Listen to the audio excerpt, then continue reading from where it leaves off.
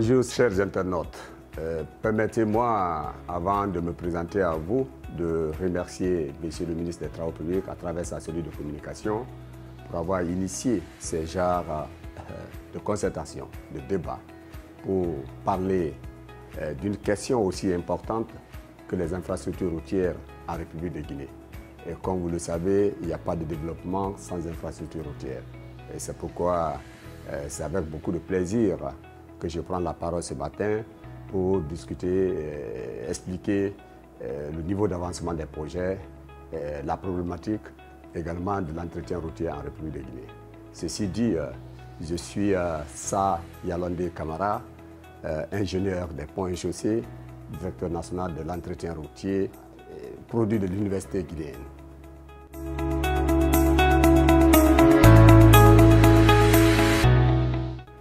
Comme vous le savez, la Direction nationale de l'entretien routier a pour mission la mise en place de la politique du gouvernement en matière d'entretien et de protection de tout le réseau routier dans sa globalité. Les voiries urbaines, les routes interurbaines, les routes préfectorales, les routes communautaires, mais aussi des ouvrages de franchissement qui s'y trouvent. Alors, pour accomplir cette mission, elle a 4 divisions importantes, et qui sont, vous avez la division études et programmation, la division marché d'entretien routier, la division suivi des marchés d'entretien routier et la division protection. À ces 4 divisions s'ajoute ce qu'on appelle une cellule d'appui de suivi administratif et financier. Et je voudrais ici vous expliquer un peu ce que chaque division fait. La division études et programmation a pour mission collecter les données, non seulement à travers notre banque de données qu'on appelle la BDR, et avec un système qu'on appelle le R2R. Le R2R, c'est un logiciel très moderne, très pointu, qui nous permet de faire les mesures, de stocker et de les traiter. Et également, de nous sortir un résultat de programmation de l'entretien routier sur 2 ans, 3 ans, etc. C'est-à-dire ça peut aller jusqu'à 3 ans, c'est-à-dire sur un plan triennal. Mais également à travers les données que les directeurs régionaux et également les directeurs préfectoraux nous fournissent à travers les différents relevés manuels. Et là, toutes ces données sont compilées et puis on essaye de sortir un document qu'on appelle un budget de programmation et d'entretien. Et ce budget est envoyé au conseil d'administration du fonds d'entretien routier et lorsqu'il est validé, nous passons à la seconde phase qu'on appelle la phase élaboration des DAO et lancement des marchés. Donc là, c'est la division marché qui s'occupe de cette phase, c'est-à-dire phase élaboration DAO, lancement des DAO, recrutement des entreprises. Une fois que cela est fait et les rapports sont validés, nous passons au 3e volet qui n'est autre que le volet suivi des travaux d'entretien routier. Et au niveau central, nous avons une division qu'on appelle la division suivi des travaux d'entretien routier.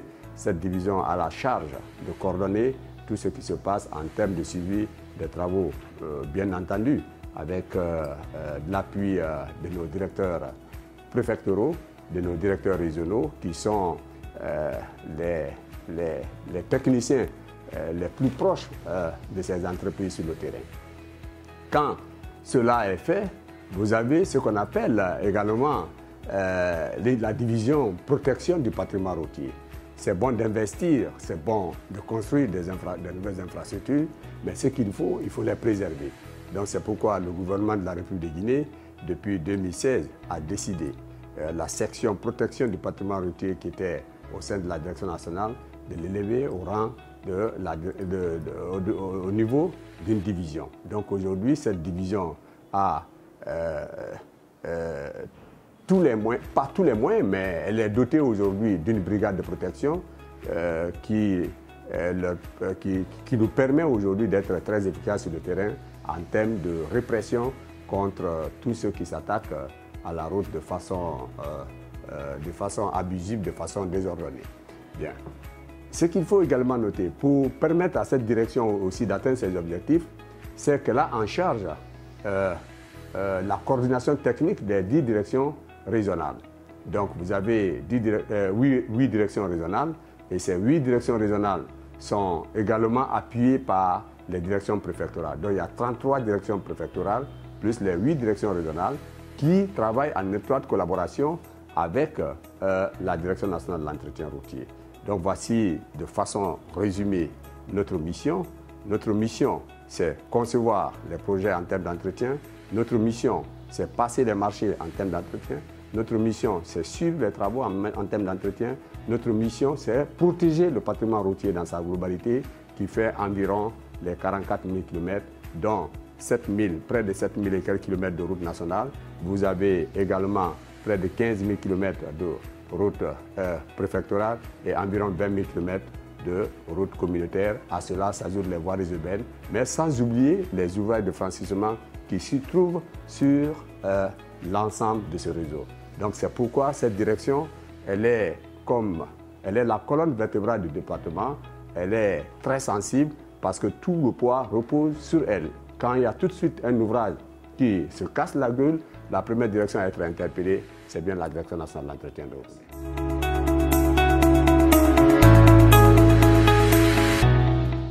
Par rapport aux grands projets que nous avons actuellement en cours, ils sont nombreux, mais je vais juste vous donner quelques-uns.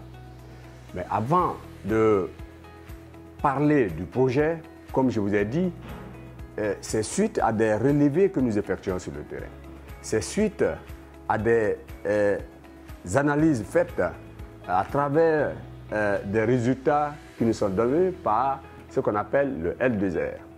Et cela nous a conduit à faire vous avez le projet d'entretien de la route Bokeh-Gawal que nous avons eu en élimination des points critiques sur près de 185 km sur la RN3.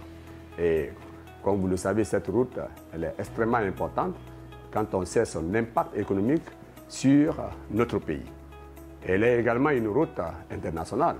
Vous avez également les travaux sur la route Ziriko-Yomou que nous avons eu à faire en élimination des points critiques. Là également, c'est une route internationale. Et comme vous le savez, Yomou étant une zone très très éloignée de la capitale, et je peux vous dire que depuis très longtemps, cette route n'avait pas encore bénéficié d'une telle intervention. Et aujourd'hui, nous avons fait l'élimination des points critiques et ça permet aux usagers de se déplacer en toute sécurité. Vous avez également la route Guéguédou-Nongoa qui fait les 25 km. Cette route relie, comme on appelle, la Guinée à la Sierra Leone, la Guinée au Libéria. Donc c'est pour vous dire qu'elle a aussi un impact économique sur notre pays. Donc hier, pour quitter Guéguédou, aller à Nongoa, il te fallait toute une journée. Aujourd'hui, en 30 minutes, tu es à Nongoa. Vous avez les 4 ponts métalliques de Tanene que nous entretenons à tout moment. Cette fois-ci, le ministre des Travaux publics a décidé que nous fassions des travaux pointus en attendant la construction d'un grand ouvrage qui va remplacer les 4 ponts. Et je pense que ces travaux sont en cours et je vous rappelle que ces 4 ponts métalliques ont été construits depuis les années 1957. Donc vous vous rendrez compte, ils sont d'abord très âgés, mais aussi ils ne sont pas adaptés au type de trafic que nous avions actuellement sur le réseau. Vous avez également le pont de l'Insan qu'on a eu à faire il y a 2 ans de cela, un an et quelques de cela. Et vous avez suivi tout ce qui s'est passé, un ouvrage qui s'est effondré suite à un camion qui est venu en surcharge. Là également, le département, à travers la Direction nationale de l'entretien routier, a réagi promptement. En 45 jours, cet ouvrage a été réalisé. Je pense que c'est un record. Vous avez beaucoup de ponts qui ont été faits, les ponts de Farana, le pont de Farana qui a été également entretenu. Vous avez le pont de Berthéa qui a été entretenu. Bref, beaucoup d'ouvrages de franchissement. Aussi, il faut noter les interventions au droit de nos carrefours à Conakry. Comme vous le savez, dans la lettre de mission qui a été donnée à M. le ministre des Travaux publics, il est écrit au point 2 que le département des travaux publics devrait tout faire pour assurer la mobilité des personnes et de leurs biens sur la voirie de Conakry. Et je pense que le ministre des Travaux publics a pris ce problème à bras le corps et une réflexion pointue a été menée suite à des dégradations très fréquentes qu'on a constatées au droit de ces carrefours. Donc nous avons pensé qu'il fallait mettre en place un autre type de revêtement et c'est ce qui nous a envoyé vers le revêtement en béton hydraulique. Donc vous avez également ce qu'on appelle la pose des murets au droit des différents marchés. Et chers frères, comme vous le savez, nos marchés étaient devenus vraiment des points de conflit, nos marchés étaient devenus des points accidentogènes, nos marchés étaient devenus des points de ralentissement. Banalement, tu pourrais faire 1 heure, 2 heures de temps avant de traverser un carrefour ou un marché qui se trouve, des marchés qui sont le long de la route. Donc, nous avons pensé, le seul moyen que nous avions pour le moment, c'était vraiment de confiner ces marchés dans les espaces qui les aient dus. Et je pense que c'est ce qui nous a conduit à ce qu'on appelle la pose des murets. Donc, nous avons réalisé près d'une soixantaine de kilomètres de murets sur toute la voirie de Conakry. Vous avez également un projet relatif à ce qu'on appelle la couverture des dalles. Chaque année à Conakry, on assistait à des accidents vraiment malheureux. Malheureux parce que les véhicules non seulement tombaient dans nos caniveaux, malheureux parce que les vies humaines, on les perdait. Les gens se noyaient et voilà. Donc ça endeuillait beaucoup de familles. Donc, Monsieur le ministre des Travaux publics a donné des instructions pour que cette situation soit revue. Et c'est ainsi que nous avons pensé qu'il fallait procéder à ce qu'on appelle la couverture de ces caniveaux en partie. Donc aujourd'hui, je peux vous rassurer que bon nombre de linéaires ont été vraiment couverts, notamment vous avez de belles vues jusqu'à Somphonia à certains points, certaines parties censées être les parties accidentogènes ont bénéficié de ce projet. Sur l'autoroute également, c'est pareil. Donc sur près de 100 km, nous avons eu à réaliser ces travaux. Vous avez également le projet de resurfaçage de la ville de Conakry. Comme vous le savez, toujours dans sa lettre de mission, au point 2, il était question également de réfléchir à comment faire pour que la population puisse se déplacer en toute sécurité et dans un minimum de confort. Et ceci dit, il fallait réfléchir sur un mécanisme d'entretien sur ces routes. D'habitude, on faisait ce qu'on appelle les PAT, les points à temps. Mais nous avons, après analyse débat avec le chef du département, il a été décidé que finalement nous procédons à ce qu'on appelle le resurfaçage systématique des artères principales. Et je pense que cela est une réalité aujourd'hui. Donc de l'aéroport jusqu'à Matoto, tous les deux côtés ont bénéficié de ce projet. De la Banque centrale jusqu'au niveau comment on appelle, du Palais du Peuple a bénéficié également de ce projet. De Amdala jusqu'à Somphonia, l'université Somphonia, nous avons fait le resurfaçage. Mais ce qu'il faut noter, c'est que partout où nous avons intervenu, c'est que le ministre des Travaux publics a insisté pour que la signalisation horizontale soit vraiment au rendez-vous. Donc, c'est pour vous dire parce que la route est comme un être humain, elle échange avec l'usager à travers ces signalisations horizontales et verticales. Donc aujourd'hui, cela est une réalité, donc ça se constate aussi. Il y a aussi un autre projet que nous avons eu à réaliser, c'est le projet des échangeurs, des passerelles. Comme vous le savez, c'était vraiment très malheureux pour nous, surtout sur l'autoroute, où souvent les gens étaient percutés. Nous avons fait des statistiques, notamment à Bonfi, où en face de la station je crois, Total de Bonfi, où en une année, nous avons enregistré près d'une centaine de morts, selon le courrier qui nous a été adressé par les riverains. C'était vraiment pénible. Et il y a également au droit des marchés, les gens avaient de la peine à traverser.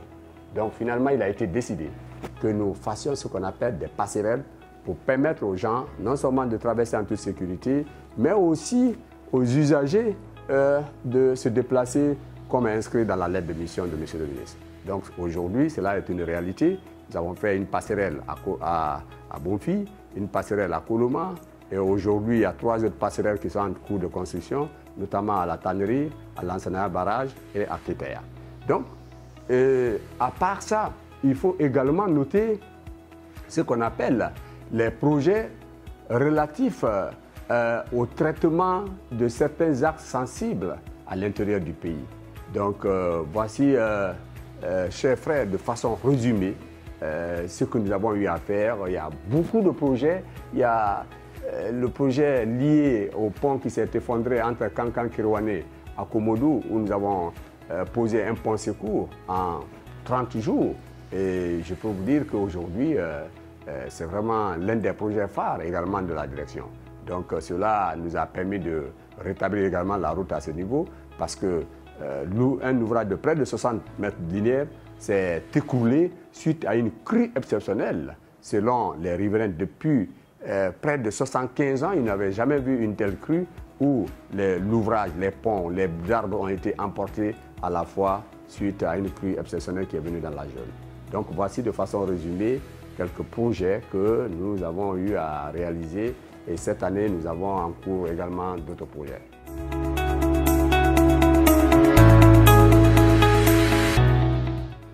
Merci beaucoup, Monsieur Zaziri. Vous avez parfaitement raison de vous inquiéter sur l'état de la route de Fouré-Caria, mais j'ai le plaisir de vous informer, au nom de Monsieur le ministre des Travaux publics, que cette route bénéficie déjà d'un projet. Et je veux vous dire que Koya-Fouré-Caria, Pamala fait à peu près les 75, Koulété fait à peu près les 75 km. Et du coup, il y a deux entreprises qui ont été choisies et qui ont la charge de réaménager et de reconstruire cette route. Donc, elle va dans le portefeuille d'une direction qu'on appelle la Direction nationale des routes nationales, qui a les détails techniques par rapport à ce projet. Mais ce que je peux vous rassurer, c'est que toutes les dispositions sont prises pour que cette route ne soit pas coupée et que la praticabilité soit assurée, à travers non seulement la Direction nationale de l'entretien routier, mais aussi à travers les deux sociétés qui sont sur cette route, qui ont en charge d'assurer la maintenance jusqu'à la fin des travaux.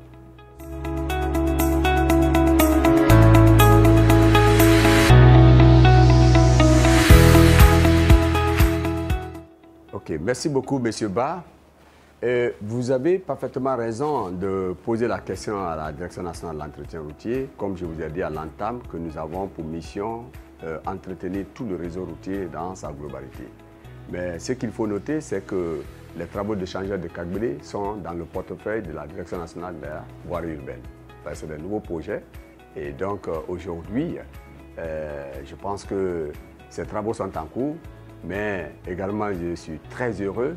J'ai le plaisir également de t'informer qu'il n'y a pas très longtemps, Monsieur le ministre des Travaux publics était sur le terrain pour se rassurer du démarrage effectif des travaux sur la voirie.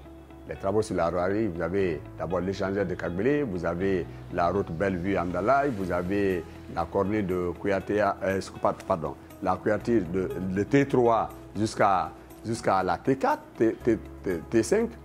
Donc cette route longitudinale est dans ce projet. Mais ce que j'ai à vous dire, il faut être rassuré que toutes les dispositions sont également prises pour que, à ce niveau, que ce calvaire soit allégé. Mais la solution définitive, c'est la construction de l'échangeur. C'est pourquoi M. le ministre des Travaux publics en personne s'est rendu sur le terrain pour constater l'état d'avancement des travaux, les installations de l'entreprise, et cela, il a fait une communication dessus en rassurant toute la population que ce projet est une réalité, et je pense que c'est en cours de réalisation. Maintenant, par rapport à la deuxième question concernant Koya, Kindia, Mamou, Dabola, là également vous avez raison, mais ce qu'il faut noter, c'est que M. Ba, ce projet est un projet extrêmement important pour notre pays. Il est important et c'est un projet d'honneur aussi pour notre pays, et j'avoue que c'est un projet pharaonique. Par d'abord, la qualité des travaux, par la qualité de la qualité de la mobilisation, 3, par le sérieux qui est autour de ce travail. Donc, Monsieur le ministre des Travaux publics y veille. Et un contrat routier a 3 phases. La première phase, vous avez cette phase étude qui est déjà passée, cette phase exécution, et après la phase réception. Donc, je pense que nous sommes en cours d'exécution de ces travaux. Mais encore une fois, cette route est dans le portefeuille de la Direction nationale des routes nationales et donc les détails techniques vous seront donnés par cette direction. Il faut être rassuré qu'elle ne sera pas coupée parce que l'entreprise a en charge de maintenir la circulation pendant l'exécution du projet.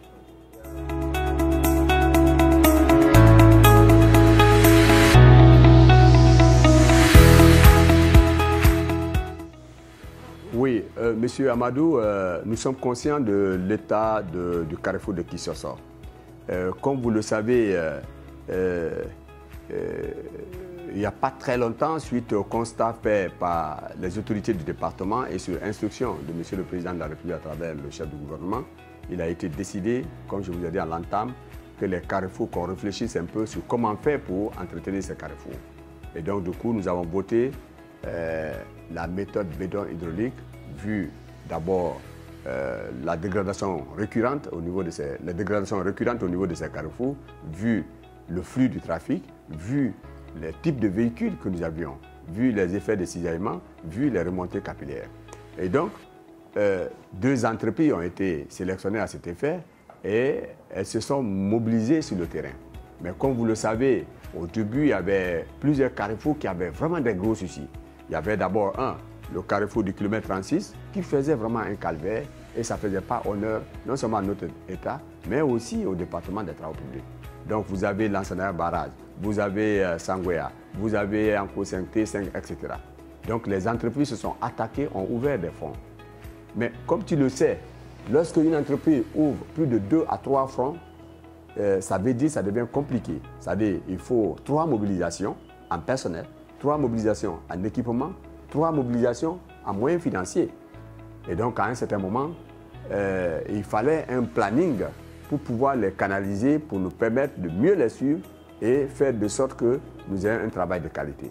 C'est ainsi l'entreprise s'est mobilisée sur d'abord le carrefour de Sangoya, le carrefour de Antal, et aujourd'hui, je pense que les 2 côtés sont finis. Donc, en ce qui concerne ce niveau, un chronogramme, un planning était déjà élaboré pour la reprise des travaux. Mais comme vous le savez, avec cette situation de Covid-19, un communiqué a été passé par les autorités pour que beaucoup de regroupements soient limités. Et donc, cela a fait que ça a impacté un peu le démarrage de ces travaux. Mais je peux vous rassurer qu'une fois que cette situation va être désamorcée, des dispositions sont prises pour la reprise effective des travaux. Mais qu'à cela ne tienne, le département veillera à travers la Direction nationale de l'entretien routier pour alléger la souffrance des usagers au droit de ce carrefour.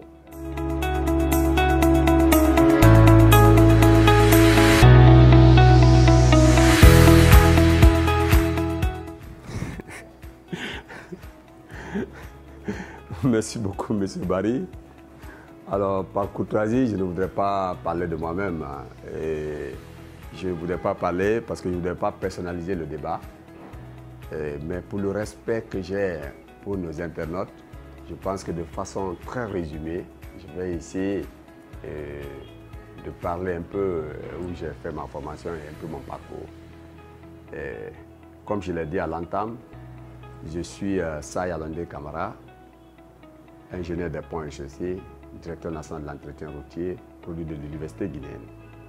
Ingénieur, ça veut dire que j'ai fait des études de génie civil à Gamal.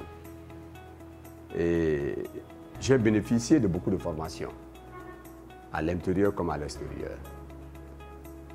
Côté formation, j'ai bénéficié d'une formation au Maroc où j'ai étudié ce qu'on appelle la programmation, l'entretien et l'exploitation des routes.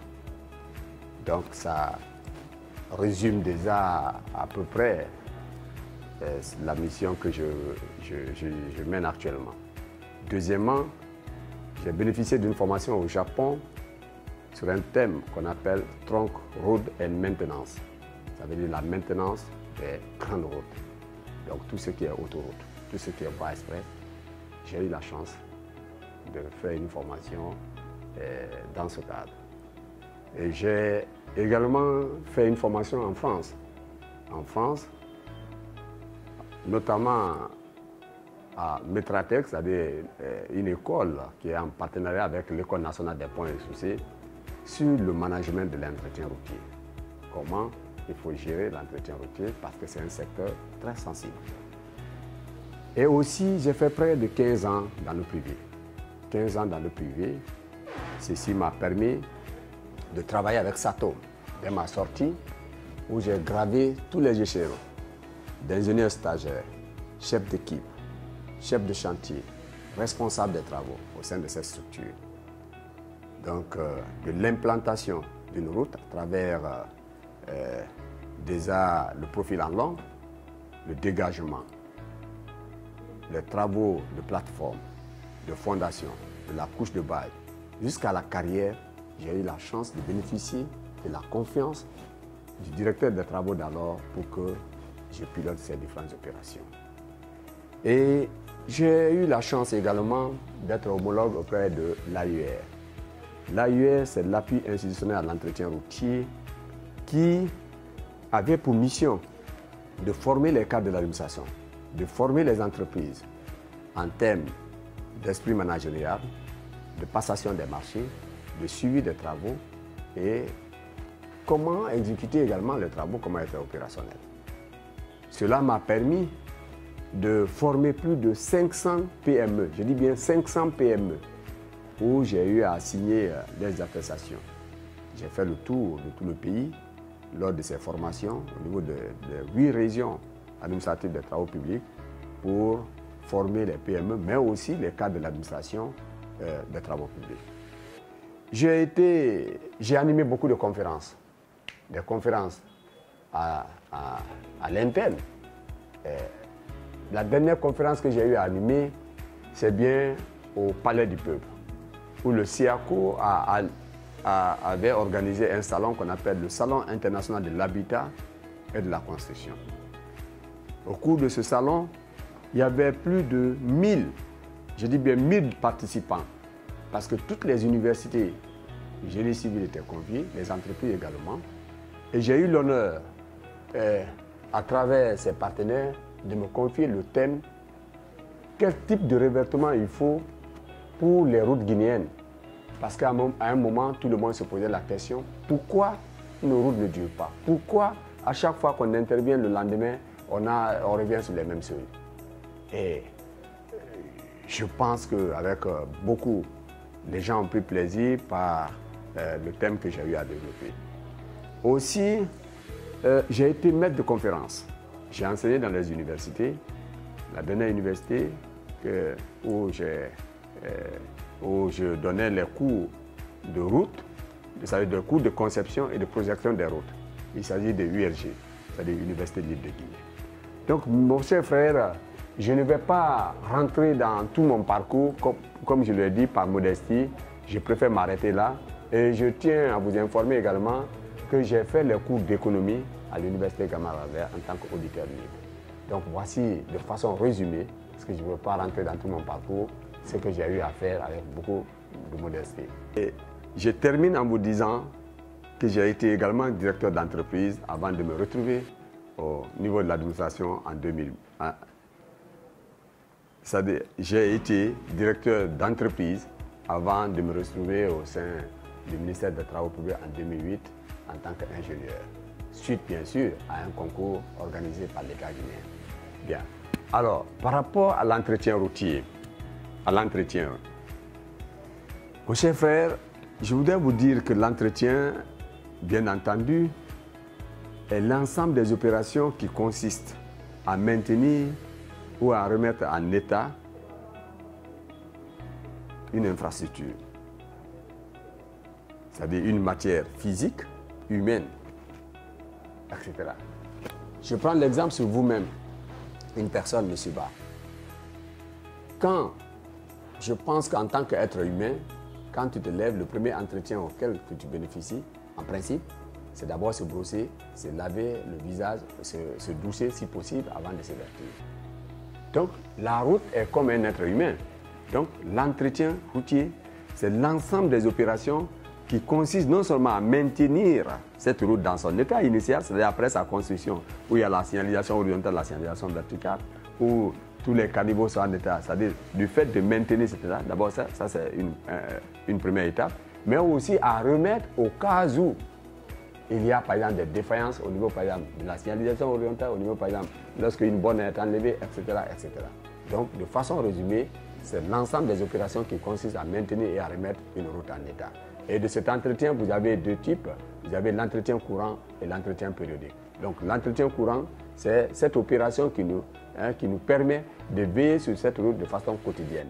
Et l'entretien périodique, elle, c'est cette opération qui nous permet d'intervenir sur la route en profondeur, c'est-à-dire chaque 2 ans, on essaie de faire des interventions pointues. Je vous remercie.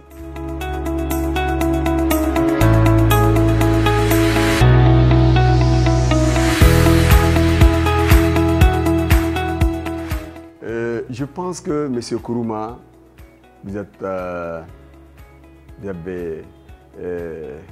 votre question, elle est pertinente, mais aussi elle me fait dire que est-ce que, avant de poser cette question, vous vous êtes interrogé sur quelque chose. C'est quoi? Vous devrez savoir que la route n'est pas un produit éternel. La route est comme un être humain. Donc du coup, il fallait d'abord se poser sur la question, nous avons combien de types de voiries à Conakry? Et ces routes ont été construites depuis quand? Et comment était leur état avant de faire ces commentaires pour dire qu'il n'y a pas de loi, il n'y a pas ceci. Mais qu'à cela ne tienne, je voudrais juste vous dire que la voirie urbaine de Conakry est subdivisée en 3. Vous avez la voirie primaire, la voirie secondaire et la voirie tertiaire. Deuxièmement, je voudrais également attirer votre attention que cette voirie a été construite depuis 1960. Donc c'est pour vous dire, elle est vieille, elle n'est plus adaptée à toutes les réalités que nous avions.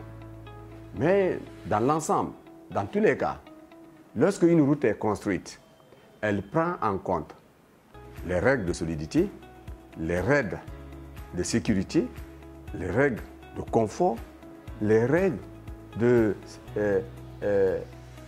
durabilité, s'il faut le dire comme ça. Ça veut dire quoi? Tous les éléments que vous venez d'énumérer, signalisation horizontale, il n'y en a pas. Signalisation verticale, il n'y en a pas. À l'origine, après la réalisation de ces routes, je peux vous rassurer que tous ces paramètres existaient. Mais comme vous le savez, au fur des ans, avec le temps, ces paramètres-là se dégradent. C'est pourquoi on est toujours interpellé pour que nous fassions ce qu'on appelle l'entretien courant avant de venir à l'entretien périodique sur les routes. Mais ce qu'il faut noter également, aujourd'hui, les ressources sont très faibles en termes d'entretien. Donc, il faut d'abord ce qu'on appelle faire un entretien préventif pour éviter de nous retrouver dans cet état.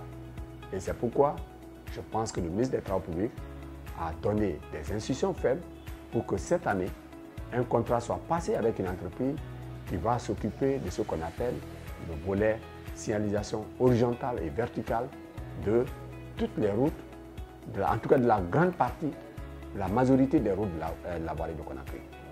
Et il faut également retenir, comme je vous ai dit dans l'introduction, que la route est comme un être humain. Elle échange, elle parle avec les usagers à travers ces signalisations que vous venez d'énumérer. Les lois, oui, les lois sont en train d'être mises en place. Je peux vous rassurer aujourd'hui qu'au sein du département, nous avons d'abord une loi portant sur la protection du patrimoine routier qui existe et qui a été votée par tous les députés d'alors. Et je veux vous dire, tout bord confondu, il n'y a pas eu d'opposition parce que les gens ont vu que les routes sont extrêmement importantes pour le développement d'une nation. Donc cette loi existe, elle est en train d'être appliquée et également il y a une brigade qui est mise en place et tout cela au niveau du département des travaux publics. Donc ce que j'ai à vous dire, c'est qu'il faut retenir que ces routes que nous avons sont vieilles, mais aujourd'hui nous sommes en train d'aller vers leur modernisation. Il faut également retenir que toutes les nouvelles infrastructures qui sont réalisées tienne compte de ces préoccupations que vous venez d'énumérer. Donc, encore une fois, je vous demande, avant de juger, de se remémoriser un peu pour dire, ah, ces routes dont je fais, ces voiries dont je fais allusion ont été faites depuis quelle année. Donc, voici de façon résumée ce que j'ai à vous dire par rapport à ces routes que vous faites allusion.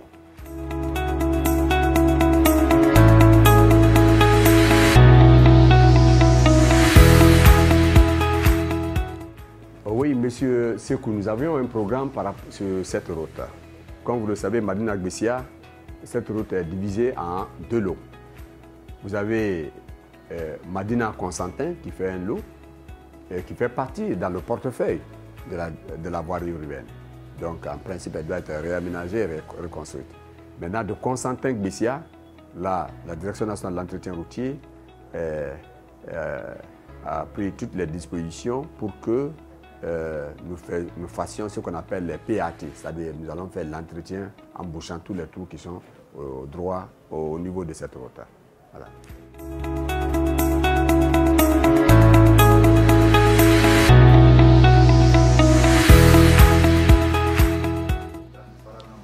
Ok, merci beaucoup M. Sadio pour ces compliments. Ce qu'il faut noter, vous avez parfaitement raison. Monsieur le ministre des Travaux publics veille au grain sur tout ce qui se passe sur le réseau. Comme vous-même venez de le dire, la route Labé-Mali, la RN8, qui est une route extrêmement importante pour notre pays, aujourd'hui fait partir parmi les priorités du département. Et c'est pourquoi toutes les dispositions ont été prises pour que le pont de Télikoto soit construit d'ici 1 mois et demi. Et une entreprise est déjà sur le terrain. Et je pense que les travaux ont déjà démarré. Donc, je peux vous rassurer que monsieur le ministre des Travaux publics et la direction veillent au grain pour que ces travaux aillent vite et afin qu'ils soient réalisés dans les règles prescrites dans le cahier de charge.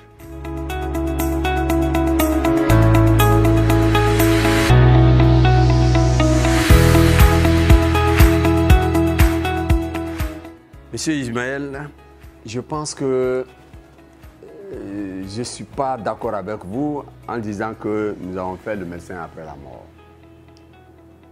Ce qu'il faut noter, c'est que les villes évoluent. Hier, Lambani, Sofonia, c'était des quartiers très reculés, moins habités. Aujourd'hui, ces quartiers sont devenus les quartiers d'habitation. Vous avez plus de 10 000 véhicules qui passent là par jour. Le matin, tout le monde descend, le soir, on remonte. Donc, du coup, le département a l'obligation, a en charge, je vous ai dit, dans la lettre de mission qui a été donnée à M. le ministre des Travaux, au point 2, comment faire pour améliorer la mobilité des personnes et leurs biens sur la voirie de Conakry. Ceci dit qu'il faut réfléchir partout où les gens perdent du temps, il faut trouver des voies et moyens pour pouvoir alléger cela. C'est pourquoi on vous a parlé des passerelles. C'est pourquoi on vous a parlé, de ces murets, au droit des marchés, au droit de certains carrefours. Donc la station TMI de Lambaye, tout le monde est unanime là-dessus. Il y a quelques semaines, quelques mois, je peux le dire comme ça, du carrefour Nongo jusqu'au niveau de la station TMI, on pouvait faire banalement les 1 heure, les 2 heures de temps. Les gens peuvent le témoigner. Alors qu'est-ce qu'il fallait faire? Est-ce que c'est les policiers qu'il fallait envoyer les mettre là en jalonnement? Moi je dis non. Nous en avons fait. Les policiers ont fait ce qu'ils peuvent. Mais je pense qu'il fallait réfléchir à une solution durable. Durable en attendant que le projet de reconstruction de cette route en 2x2 voies arrive à ce niveau. C'est pourquoi nous avons posé ces murets et je pense que pour discipliner les gens, parce que n'oubliez pas, M. Sadio, qu'il y a des gens, et Monsieur Ismaël, n'oubliez pas, M. Ismaël, qu'il y a des gens qui sont très très difficiles à gérer. Là-bas, vous avez d'abord l'explosion des tricycles au droit sur cette route. Vous avez des taximètres qui roulent de façon désordonnée. Tout le monde joue au plus pressé. Qu'est-ce qu'il fallait? Je pense qu'il fallait les confiner et c'est ce qu'on a eu à faire.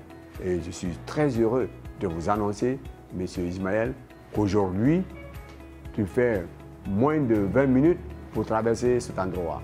Donc moi, je pense que ce n'est pas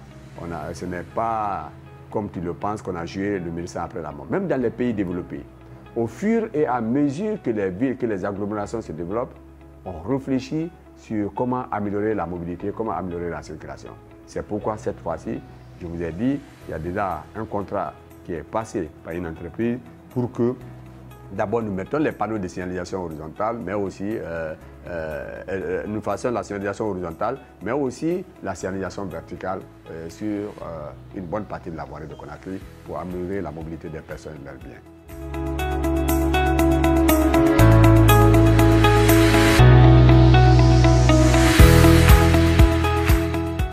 Monsieur Diakité, je pense que construire le point de Kiroti est un atout. Mais ce n'est pas la solution. Monsieur Diakité, je pense que c'est un atout de faire cet ouvrage. Mais encore une fois, j'ai dit que c'était important qu'aujourd'hui, que l'État réfléchisse à ce qu'il faut faire au droit de ces points emboutis. Donc nous pensons que ces murets vont jouer leur rôle jusqu'à ce que nous reconstruisons ces routes.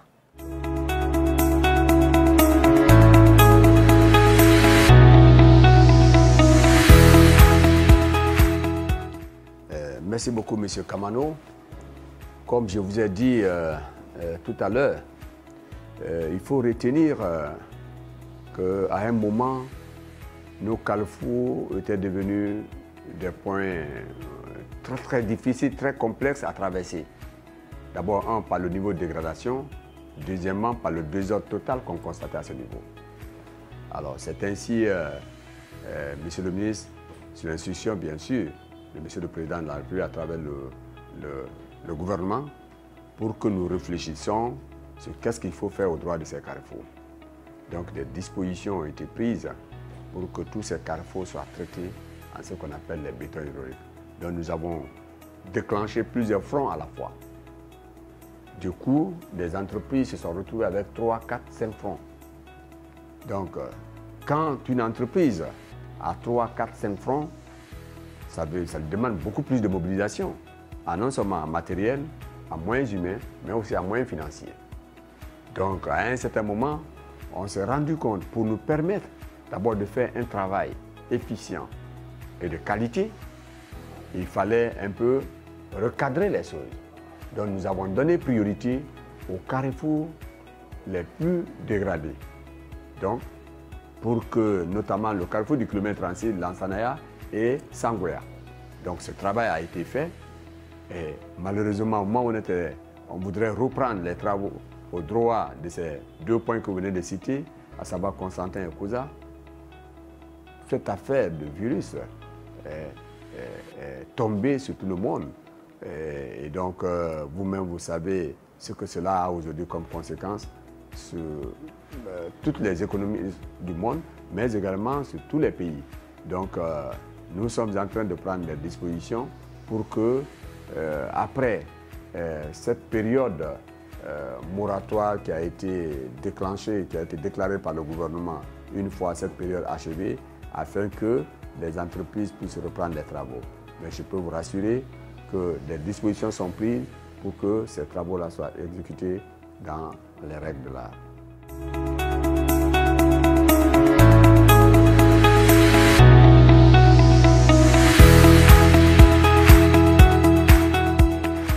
Merci beaucoup, M. Sow Amadou. M. Sow Amadou, je voudrais ici vous informer que la science est universelle. Elle est universelle et les méthodes de calcul sont également les mêmes. Mais ce qu'il faut noter, c'est que d'abord le béton a 3 modes de travail.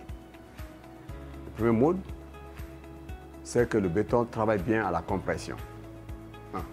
Deuxièmement, il travaille mal à la flexion. Troisièmement, il travaille mal à la traction. Pourquoi les armatures dans le béton?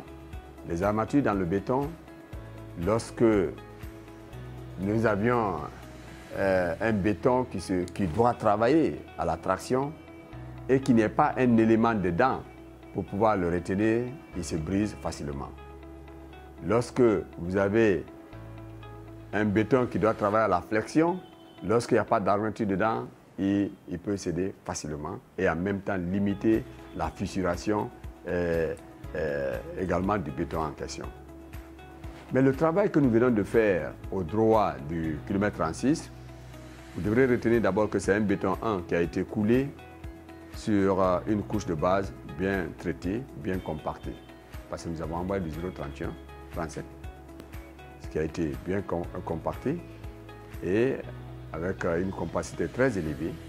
Et du coup, nous avons procédé au coulage d'un béton d'une épaisseur de 20 cm avec des armatures 12. C'est pour vous dire que quel que soit d'abord le type de camion qui doit emprunter cette voie, les risques de fissuration sont minimisés. C'est ça, c'est à cause de ça que nous avons mis ces armatures 12. Un. Deuxièmement, comme le béton travaille très bien à la compression, quels que soient les véhicules qui passeront au droit de ce carrefour, ce béton a la possibilité de contenir ces efforts. Vous avez la méthode Baerg, vous avez la méthode russe, etc., qu'on peut utiliser pour le dimensionnement de ce qu'on appelle d'une dalle. Mais en ce que je cherche, d'abord, il faut noter que c'est un travail provisoire parce qu'au droit de ce carrefour, il y a un échangeur géant qui va être construit à ce niveau. Mais qu'à cela ne tienne, Monsieur le ministre, soucieux du bien-être de la population en matière d'infrastructure routière, soucieux de leur mobilité, a donné des instructions pour que ce carrefour qui ternissait hier l'image du département, mais aussi du gouvernement, soit traité de façon efficiente. Et c'est ce qu'on a fait. Donc je me dis, ça ne servait à rien de dépenser encore beaucoup plus d'argent en mettant 2 nappes de fer, alors que sachant très bien qu'un échangeur géant va être réalisé au droit de ce carrefour. Donc voici de façon très résumée ce que j'ai à te dire par rapport à ce carrefour. Il faut noter que c'est des travaux provisoires, mais ces travaux, encore une fois, pourront durer dans près de 20 ans, 30 ans, ça j'en ai sûr, parce que la méthode elle est universelle, la science elle est universelle, le dosage a été fait conséquemment et la plateforme a été traitée pour que ça puisse supporter non seulement le poids du trafic, mais aussi les remontées capillaires au droit de ce carrefour, parce que vous n'êtes pas sans savoir qu'il y a des grands caniveaux qui se donnent rendez-vous au niveau de ce caniveau, au niveau de ce carrefour. Donc voici de façon résumée ce que j'avais à vous dire.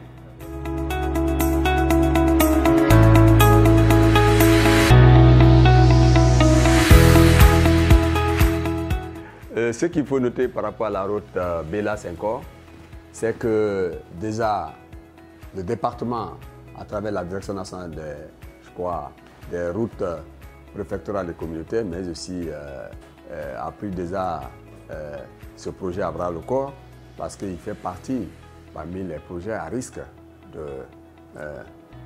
inscrits dans notre programme.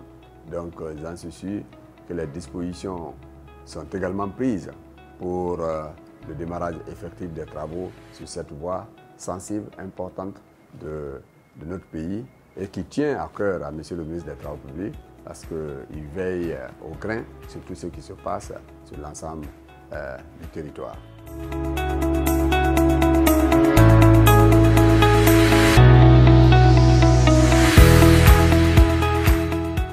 Bon, j'ai pas tout sur mon dernier mot, pas un dernier mot. Peut-être ce que j'ai à dire, c'est encore une fois remercier Monsieur le ministre des Travaux publics à travers sa cellule de communication pour l'opportunité qui ne cesse de nous donner pour nous exprimer, comme je l'ai dit à l'entame, sur des questions aussi sensibles que les questions d'infrastructure routière.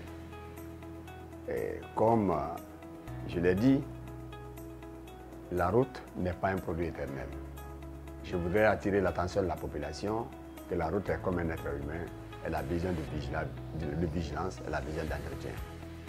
Aujourd'hui, nous assistons à des comportements très néfastes de nos compatriotes à travers les dedans anarchiques, à travers les franchis que les gens font un peu partout, à travers certains projets qui se prêtent à des pratiques qui font qu'aujourd'hui, des milliards que l'État mobilise pour alléger la souffrance de la population ne servent pas à grande chose. Parce que des routes qui sont construites pour 20 ans, 25 ans, finalement se retrouvent avec un cycle de vie de 5 ans. C'est vraiment déplorable. Et je voudrais le dire également qu'aujourd'hui, tous les bailleurs de fonds ont conditionné les nouveaux investissements, le financement des nouveaux investissements, des nouvelles routes, par l'entretien de l'existant. Aujourd'hui, les bailleurs de fonds, les pays sont devenus un village planétaire où les mesures appliquées dans l'espace CEDEAO sont les mêmes mesures, c'est-à-dire la Guinée faisant partie de cet espace doit obligatoirement appliquer ces mêmes mesures. Donc je demande à nos chers compatriotes, d'abord à la vigilance, à protéger, à entretenir ce qui nous appartient. Deuxièmement, je voudrais également souhaiter prompt rétablissement à nos malades alités du côté de Donka suite à cette pandémie qu'on appelle le Covid-19 qui fait des ravages, qui a freiné toutes les économies. Et aujourd'hui, notre pays est en train de payer les frais. Le département est en train de payer les frais parce que tous les grands projets sont presque au ralenti. Mais qu'à cela ne tienne, au nom de Monsieur le ministre des Travaux publics et de mon nom personnel, je voudrais dire ici que toutes les dispositions seront prises du côté de l'entretien routier pour que la mobilité des personnes et des biens puisse être assurée en cette phase de saison des pluies. Et dire encore qu'il n'y a pas de développement sans infrastructure routière digne de nom. C'est pourquoi le chef de l'État l'a toujours martelé dans ses discours, que la route du développement passe par le développement de la route. Ceci dit, je vous remercie pour m'avoir donné le parole.